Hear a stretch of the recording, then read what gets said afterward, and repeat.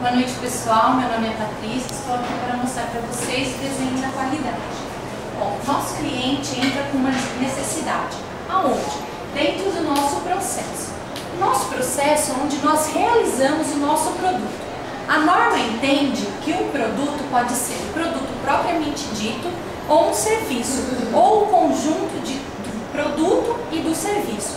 Isso vai para o cliente visando a plena satisfação. Como nós sabemos que esse processo está tendo um bom desempenho?